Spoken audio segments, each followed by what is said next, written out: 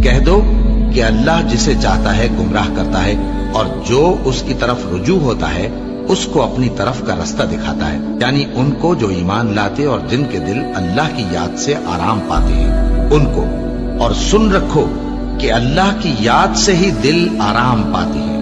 جو لوگ ایمان لائے اور عمل نیک کیے ان کے لیے خوشحالی اور عمدہ ٹھکانہ ہے۔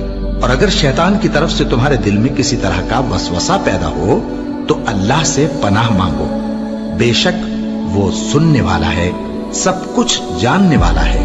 جو لوگ پرہیزگار ہیں جب ان کو شیطان کی طرف سے کوئی وسوسہ پیدا ہوتا ہے تو چونک پڑتے ہیں اور دل کی آنکھیں کھول کر دیکھنے لگتے ہیں، اور جب قرآن پڑھا جائے تو توجہ سے سنا کرو اور خاموش رہا کرو تاکہ تم پر رحم کیا جائے، اور اپنے پروردگار کو دل ہی دل میں عاجزی اور خوف سے اور پست آواز سے صبح و شام یاد کرتے رہو، اور دیکھنا غافل نہ ہونا۔ پھر جب تم یہ نماز تمام کر چکو تو کھڑے اور بیٹھے اور لیٹے ہر حالت میں اللہ کو یاد کرو۔ پھر جب تم مطمئن ہو جاؤ تو پورے آداب کے ساتھ نماز پڑھو۔ بے شک نماز کا مومنوں پر اوقات مقررہ میں ادا کرنا فرض ہے۔ مسلمانوں، نجات نہ تو تمہاری آرزوؤں پر ہے اور نہ اہل کتاب کی آرزوؤں پر۔ جو شخص برائی کرے گا اسے اسی طرح کا بدلہ دیا جائے گا، اور وہ اللہ کے سوا نہ کسی کو حمایتی پائے گا اور نہ مددگار۔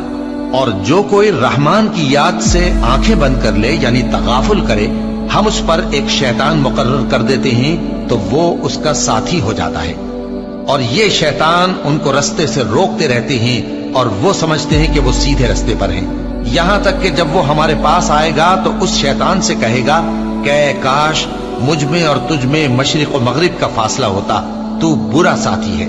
اے اہل ایمان، اللہ کا بہت بہت ذکر کیا کرو اور صبح و شام اس کی پاکی بیان کرتے رہو۔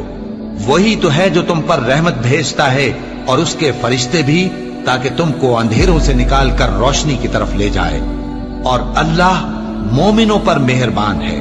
اور صبح و شام اپنے پروردگار کا نام لیتے رہو، اور رات کو بڑی دیر تک اس کے آگے سجدے کرو اور اس کی پاکی بیان کرو۔